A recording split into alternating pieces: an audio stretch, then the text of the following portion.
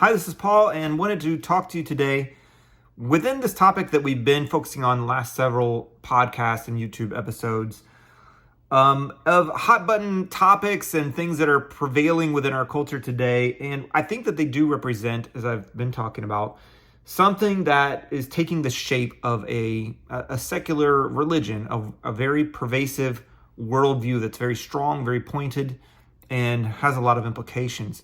But I want to focus on specifically one argument that I hear a lot.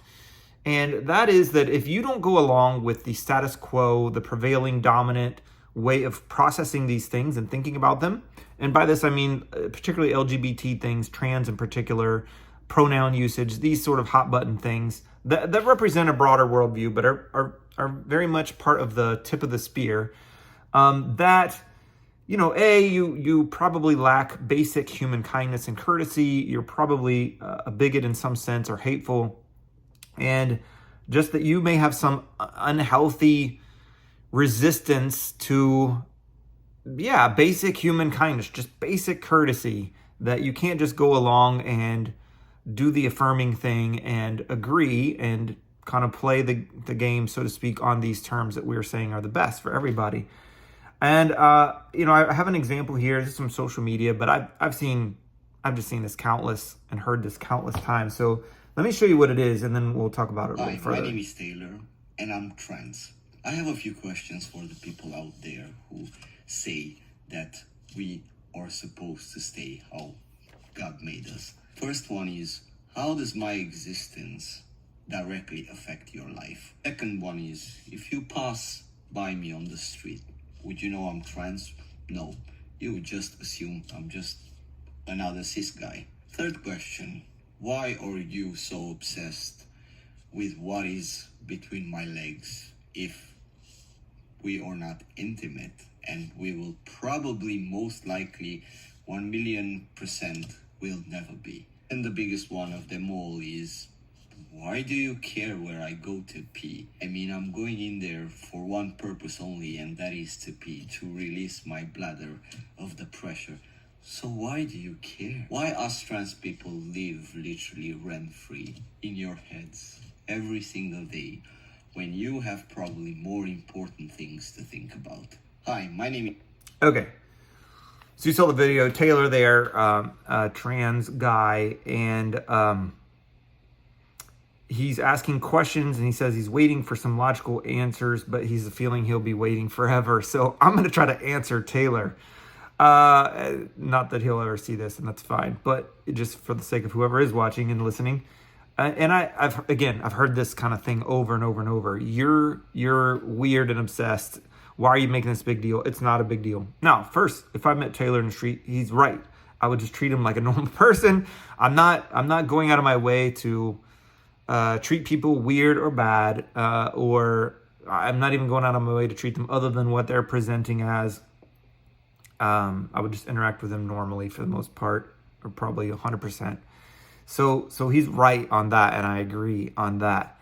But the implication that if you don't share this view, that if you have any sort of dissenting opinion, or you don't think that this is a good or healthy thing or headed in a good direction, or is underpinned by reality, that you're weirdly obsessed with his anatomy, as he says.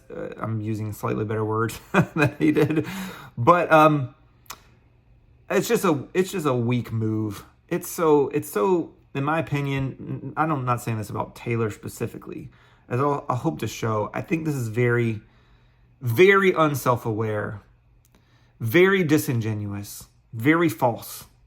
And I've just, at this point, I have really I don't think I have any sympathy left for people trying to make this move. And I do think it is a move, whether they're aware of it or not. Because the reason people think this is a big deal, there's good reasons. All right, so I'm going to walk through you several examples of how this is not just some bigoted people trying to make a mountain out of a molehill and pretend something that's a big deal that isn't at all a big deal. That's not what's happening. I mean, I'm sure with some individuals that's what's happening, but I don't think that's a fair or good characterization of what's happening at large with our cultural en masse. So I have some examples. I'm gonna try to walk through them, and none of them will be super long, but they will all. It'll take a little bit of time to sort of walk through them. Okay, so this one, I think I referred to this in another episode, but this one is a article from the Atlantic, mainstream publication, called "The Liberal Misinformation Bubble About Youth Gender Medicine: How the Left Ended Up Disbelieving the Science." And I'm just going to read a little bit from the beginning. That's it. "Allow children to transition or they will kill themselves. For more than a decade, this has been the strongest argument in favor of youth gender medicine, a scenario so awful that it stifled any doubts or questions about puberty blockers and cross-sex hormones. We often ask parents, would you rather have a dead son than a live daughter?" Joanna Olson Kennedy of Children's Hospital Los Angeles once explained to ABC. Variations on the phrase crop up in innumerable media articles and public statements by influencers, activists, and LGBTQ groups. The same idea that the choice is transition or death appeared in the arguments made by Elizabeth Prologar, the Biden administration's Solicitor General before the Supreme Court last year. Supreme Court, the Biden administration's Solicitor General. This is the highest level of the land. Tennessee's law prohibiting the use of puberty blockers and cross-sex hormones to treat minors with gender dysphoria would, she said, increase the risk of suicide. There's a huge problem with this emotive formulation. It isn't true. When Justice Samuel Alito challenged the ACLU lawyer Chase Strangio on such claims during oral arguments, Strangio made a startling admission. He conceded there is no evidence to support the idea that medical transition reduces adolescent suicide rates. At first, he dodged the question, saying research shows that blockers and hormones reduce, quote, depression, anxiety, and suicidality, that is, suicidal thoughts. Even that is debatable, according to reviews of the research literature. But when Alito referenced a systematic review conducted for the Cass report in England, Strangio conceded the point. There is no evidence in the studies that this treatment reduces completed suicide, he said. And the reason for that is that completed suicide, thankfully, admittedly, is rare. And we're talking about a very small population of individuals with studies that don't necessarily have completed suicides within them. Here was the trans right movement's greatest legal brain speaking in front of the nation's highest court. And what he was saying was that the strongest argument for a hotly debated treatment was, in fact, not supported by the evidence. Even then, his admission did not register with the liberal justices. When the court voted 6-3 to uphold the Tennessee law, Sonia Sotomayor claimed in her dissent that access to care can be a question of life or death. If she meant any kind of therapeutic support, that might be defensible. But claiming that this is true of medical transition specifically, the type of care being debated in the Scarametti case, is not supported by the current research. All right, and then talk about zombie facts, things that get repeated a lot but aren't true and or even get disproven, but they seem to live on, like zombies. Many liberals are unaware of this, however, because they are stuck in media bubbles in which well-meaning commentators make confident assertions for youth gender medicine, claims from which its elite advocates have long since retreated. Perhaps the existence of this bubble shouldn't be surprising. Many of the most fervent advocates of youth transition are also on record disparaging the idea that it should be debated at all. Strangio, who works for the country's best-known free speech organization, once tweeted that he would like to scuttle Abigail Schreier's book, Irreversible Damage, a skeptical treatment of youth gender medicine. Strangio declared, "Stopping the circulation of this book and these ideas is 100% a hill I will die on." Marcy Bowers, the former head of the World Professional Association for Transgender Health, WPATH, the most prominent organization for gender medicine providers, has likened skepticism of child gender medicine to Holocaust denial. "There are not two sides to this issue," she once said, according to a recent episode of The Protocol, a New York Times podcast. Okay, we'll pause there in the article. So what I'm thinking about as I'm reading this, as it relates to this conversation, is the people on the pro-transition side of this argument are stating these realities about something that I think we would all agree is super important: the well-being and thriving and the being alive of young people as a whole and as a generation. We're talking about that, and the stakes they are saying is that if you don't agree with this, you are risking children killing themselves. In other words, it's almost like you've got the gun in your hand. And I've heard this repeatedly. You are in danger of unaliving them. You are in danger of being the reason that they die, of killing children. The language it's used is, this is 100% a hill I will die on. Meaning this is as foundational and fundamental as a true thing on what is right and wrong as I can possibly imagine. This is 100% a hill that I will die on. If you disagree, you don't think the same thing, you're a Holocaust denier. You're like a Holocaust denier. It's that level. So then people want to come and say, what's your weird obsession? Why do you even care? This is just a matter of general human kindness and using politeness. You're going to use Holocaust denier, 100% a hill you'll die on, and you're killing kids as your sharp, pointy stick, as your weaponization, as your statement of how important these things are. And then you're going to retreat to, hey, just treat me like a person. Just treat me like a human person. Sorry, no. This is false. This is false pretenses. It's false. So this is one example. It's a good example, but I'm going to show you some more examples. So this is a teacher of medical ethics. Let me turn on his volume. Second-year students, so they are fresh out of university, and it's very clear that they've imbibed several strains. Many of them have taken gender courses. Many of them have a sort of a social justice orientation, and they see receiving gender-affirming care as a civil right.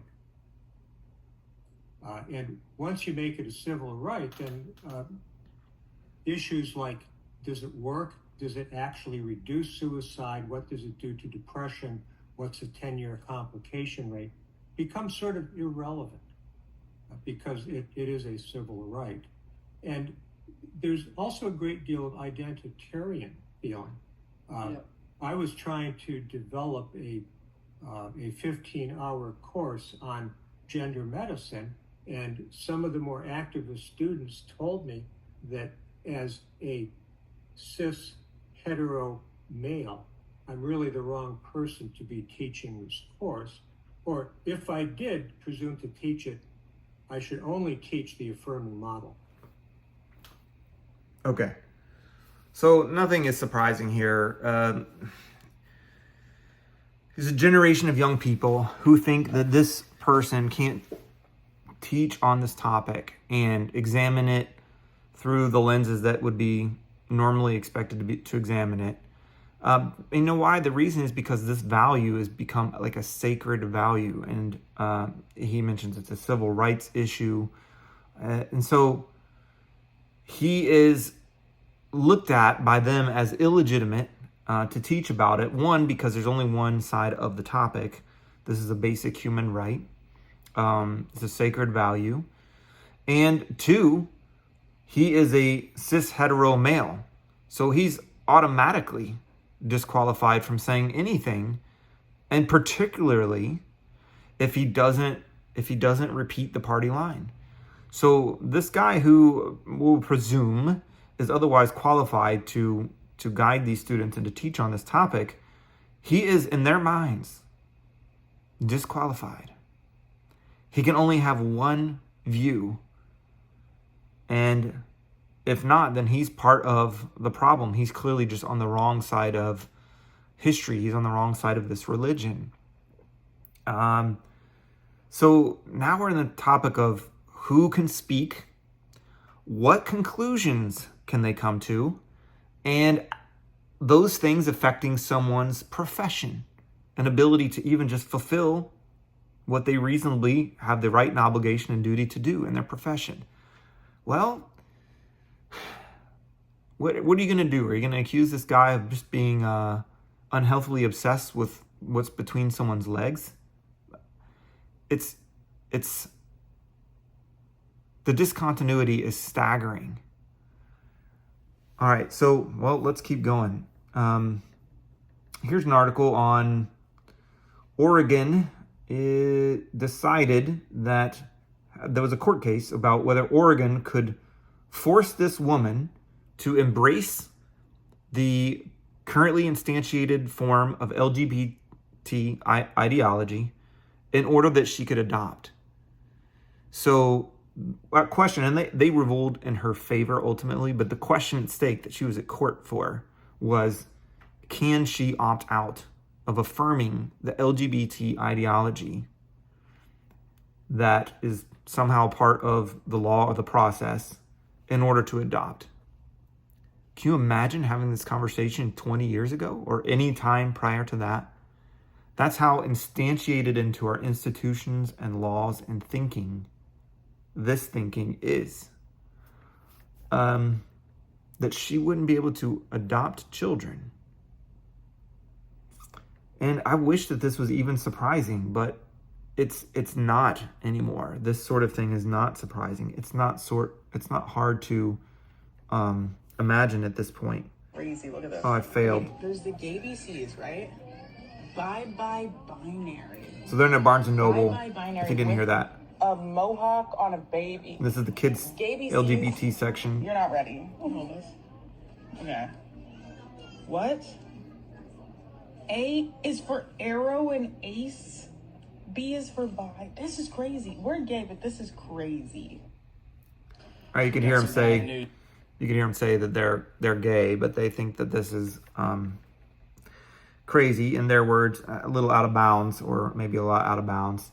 All right, here's a picture just from, this won't even be shocking. I think this is London, and,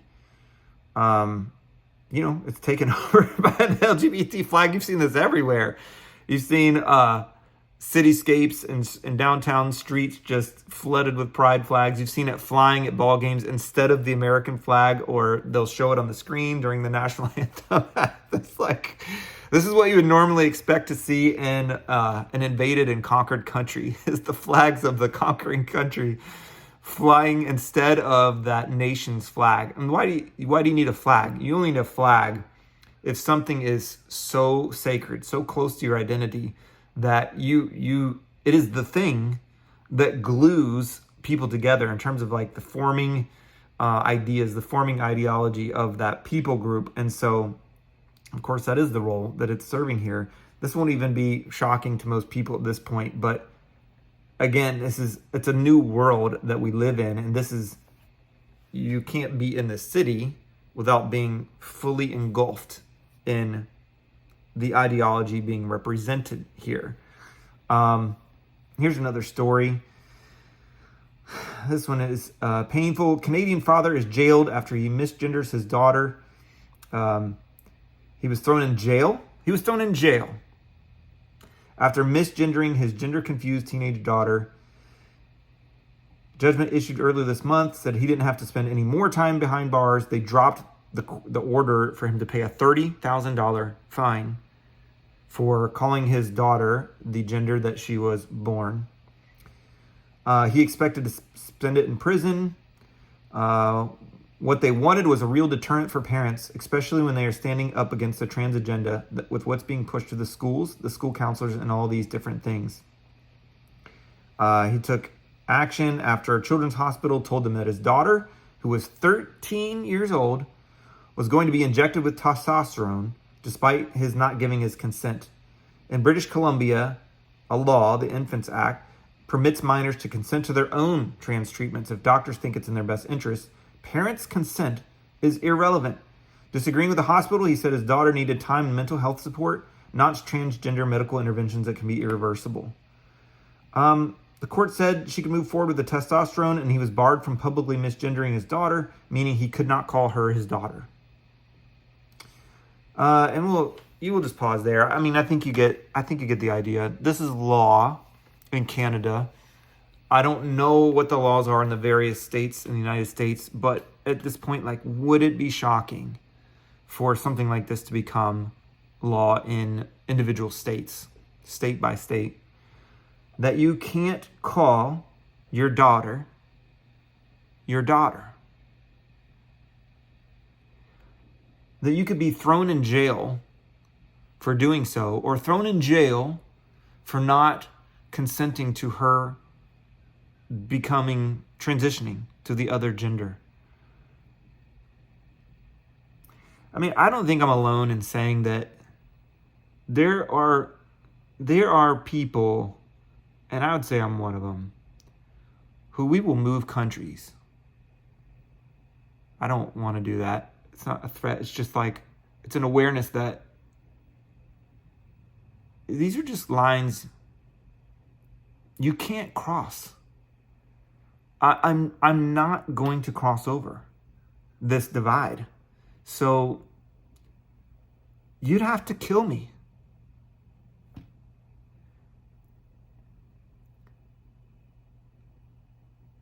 And I don't think I'm alone.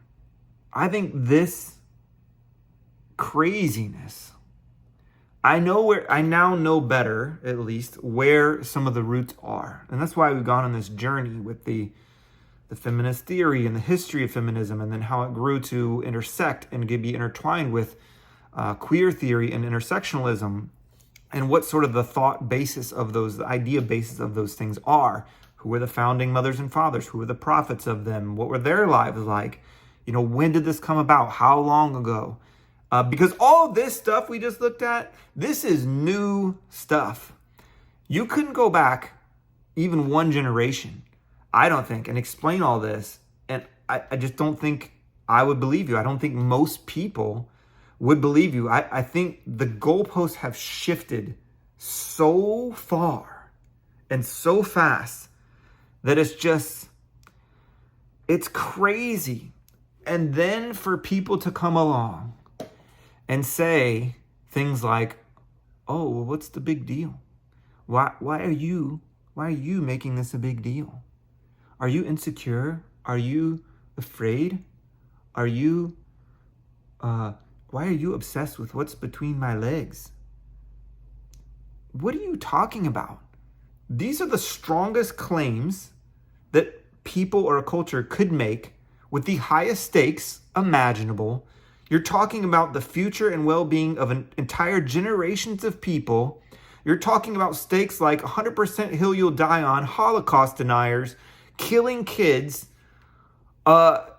saying you can't call your daughter, we'll throw you in jail. You can't refuse to let her transition herself as a 13-year-old. You're saying we are making this a big deal? Who don't agree? No.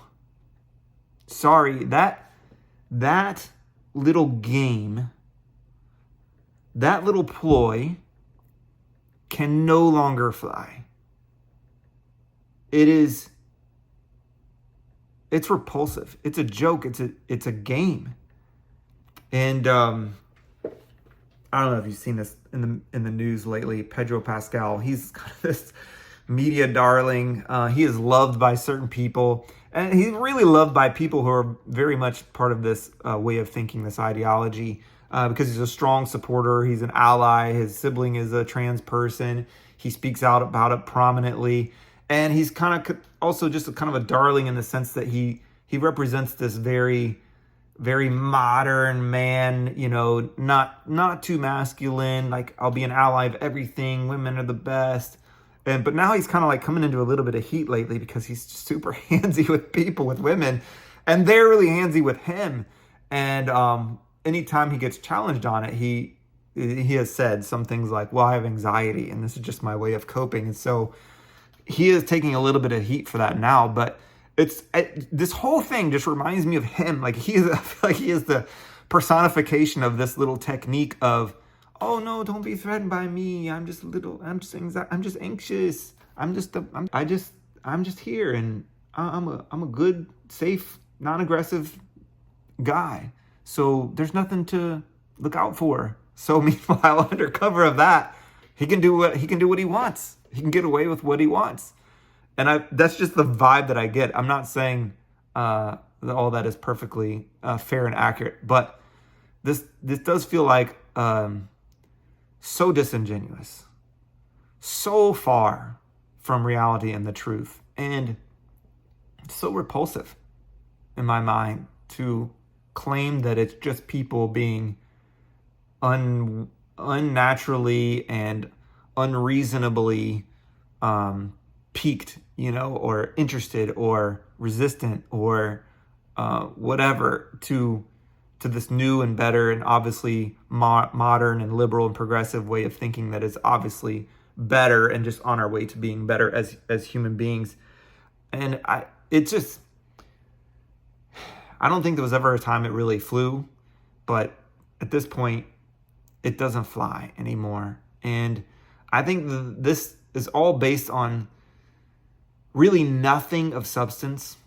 And it does seem to me that the reason that people are often so brittle and fragile when it comes to trying to defend this way of thinking, and in fact, they often just won't dialogue or they just resort to little ploys, little passive aggressive things, little name calling, little just like simple labeling, dismiss everything, is because they sense deep down that they are standing on nothing and that the slightest breeze will topple them over, because this way of thinking it's based on nothing, and it's also self-contradictory, nonsensical. We've talked about it before, this idea that whatever's at the center has to be decentered, and whatever's not at the center and periphery or out of bounds has to be brought in and centered. These voices that are mainstream or conventional need to be suppressed, and these voices that are non-mainstream, they're anti-normative, they have to be, by definition, elevated. That's just a nonsensical idea, because as soon as something is elevated and centered, then it becomes a thing that has to be de-elevated and decentered, and it leads to all sorts of just utter confusion and chaos, not just in theory, but then in practice as well. And if a completely different argument is made, the idea that, hey, there has to be some room for people to work through things, through dysphoria, through feeling like they don't fit, they don't conform, through just confusion for that matter, and that some space has to be given to these people and some empathy and understanding, then that's a totally different argument. And I know that people can do a bait and switch type of thing, but if that's a genuine argument being made, then to me that game has a lot more traction, because of course it is right and it is good to give some room for people who are experiencing confusion, upset, dysphoria, uncomfortability in their own skin, all these sorts of things. But we all go through things like that. Maybe not the same level, maybe not that exact thing, but everybody has competing desires and senses of themselves and things that they're more or less comfortable with that have to get filtered through. I mean, you have internal dialogue with intention within yourself about what to allow to come out of you, your words and your actions. You have dialogue and tension within yourself about when you play different roles and how do you play them well, and what's going too far in terms of being inauthentic and you're trying to play a role well because it helps somebody and it helps a group or it helps a social function. There isn't a hard line there. And so everybody has a filtering system. Society itself has filtering systems where it's like, hey, here are some roles you can play. We can't completely redesign the rules for every single permutation that an individual might have, every sort of confusing combination of things you might think and want to be at the same time. Society can't rewrite basic rules and categories to accommodate all of that infinite complexity and depth. So you have to have some that just generally work and apply, and then leave some room at the fringe for people to work out where they don't feel like they conform or where they don't fit this particular thing or that particular thing. And that's all fine. That's part of life. I mean, you yourself will oppress other parts of yourself. And then at other times you'll let that part grow or let it out more. And that is just existing. That is just part of life as we know it. So if someone wants to make an argument for general empathy and kindness, really a real argument that's not disingenuous, I'm okay with that. I think that's well placed. But what's happening is not that. What's happening is that an entire edifice, an entire culture is attempting to be taken over by an ideology that is based on nothing good, nothing solid and substantial, that is inherently chaotic and contradictory, that is founded by people who are, I will say, inherently immoral, self-indulgent, and destructive of others. And I'm not okay with that. I'm not going to just go along with the flow on that.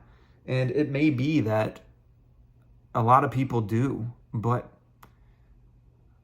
I know that I'm not going to be one of them. I have a book called Extraordinary Popular Delusions and the Madness of Crowds. And it's an older book. I got it at a used bookstore, and it's great. It goes through examples of times in history where it kind of everybody in a culture or multiple cultures collectively lost their minds and did insane things. And of course, there are plenty of examples of that. So I think we know that it can just happen, that a whole group, a whole culture, just collectively and at the same time goes crazy for a while. And I guess you could go crazy just enough to take your entire self out as a group, as a culture. But just because a whole bunch of people think or say something doesn't make it good. It doesn't make it right. You think about the emperor's new clothes and that the whole moral of that story. I always heard that as a kid and thought, man, I just hope I would not be one of the people that went along with the pretense and the utter falsity. And I just don't want to be that. Ultimately, if 7 billion people in the world told me I was wrong about this, I would listen. I would try to suss out and get a grasp on what they were saying, but ultimately, I don't think even 7 billion would be enough to tell me that I'm wrong, that this is the new way, this is the better way, and that it all makes sense and is consistent and is going to lead to a healthy place. No, I reject it. I reject it as clear as I can think to say. And I am willing to take a stand right there. I guess I will counter the person's quote from the first article with, this is 100% a hill I will die on. So I guess if we're going to have to die, we're going to have to die. I don't know where we're going. I mean, if there's going to be some community scorecard where, you have marks against you if you don't comply, you just go ahead and create it and put a check in my box on that one, because I'm not going across that divide anytime. So hopefully this was helpful in some sense.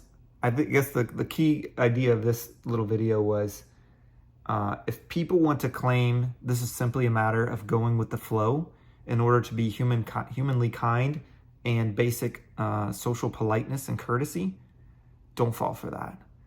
That is utterly false. The stakes are quite high. The ships are sharp and being sharpened as we speak. The stakes couldn't be higher. The accusations couldn't be wilder. And yeah, I don't think people that have the point of view that I have are the ones who were aggressively and originally making this a big deal. I think it is now squarely in everybody's laps. And it's not wrong to investigate it and to see what you think and to confront and land where you land. So hopefully it's helpful. Thanks.